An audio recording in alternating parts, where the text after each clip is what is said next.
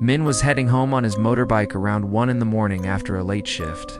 He was on his usual route, a long, empty industrial road with only a few dim streetlights. It was quiet, just the hum of his engine. Then up ahead, his headlights caught something in the middle of the road. It was a woman, standing completely still. She was wearing a traditional white all-dye, and her long, dark hair covered her face. The strange thing was, she didn't even flinch as the bright light of his bike washed over her. Min slowed down, getting a little uneasy. He called out, "Ma'am, are you crossing?" but got no response, just silence. He came to a stop just a few meters away, his heart starting to pound. Then, very slowly, the woman turned her head. As her hair fell away from her face, Min's blood ran cold. Her face was stretched, distorted in a way that wasn't human.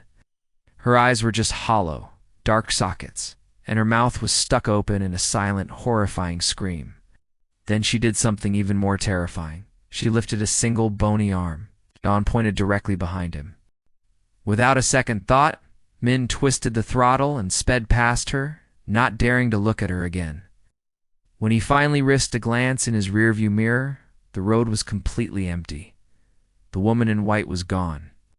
The next morning, still shaken, Min told the story to a local shop owner. The old man just nodded slowly, his face grim. "You're not the first one who's seen her," he said. "What did she want? What was she pointing at?"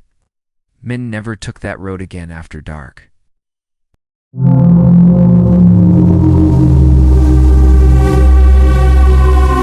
Our second story comes from Huy, a 21-year-old university student from Huc, Vietnam. At first, we thought it was just a cat on the roof, until it started speaking. He was home for a short break from his studies. He was sleeping in a small, simple wooden room that used to belong to his grandfather. It was a familiar, comforting space, but that night, comfort was the last thing he would feel. Around 2 in the morning, a sound jolted him awake. It was a slow, scraping noise coming from the tin roof directly above his head. It sounded like long nails being dragged across the metal surface. He listened for a moment, his heart starting to beat a little faster. "It's probably just a cat," he whispered to himself, trying to calm his nerves and go back to sleep. But the sound didn't stop. Instead, the crawling got heavier. It wasn't the light-footed pitter-patter of a small animal anymore. This was slow, dragging, deliberate. Each movement sounded heavy, labored, as if something large was pulling itself across the roof.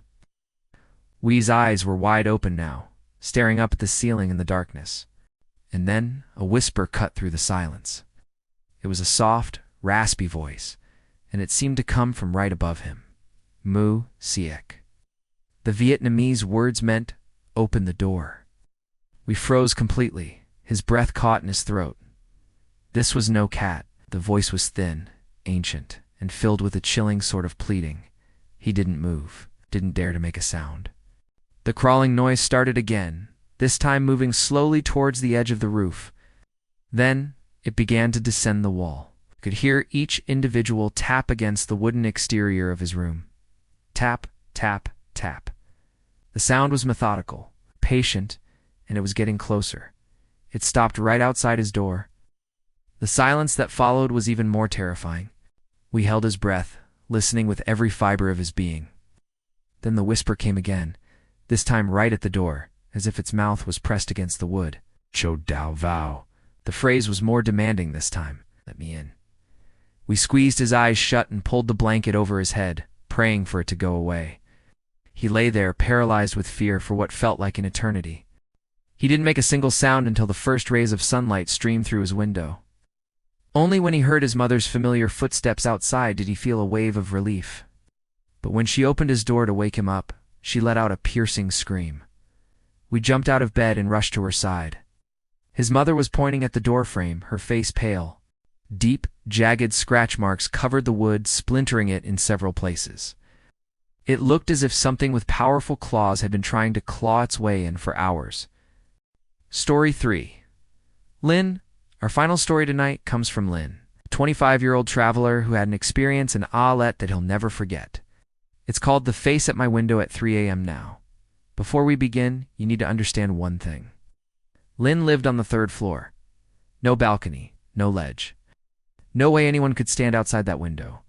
Lin had rented a small room in a quiet guest house while traveling through the misty hills of Alet. His window overlooked a steep two-story drop straight into a dark garden below. The view was beautiful during the day, but at night it was just an unnerving black void. One night, at around 3 a.m., he woke up suddenly.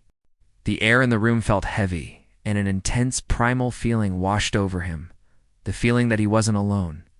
His eyes darted around the dark room, and that's when he saw it. There was a face at the window.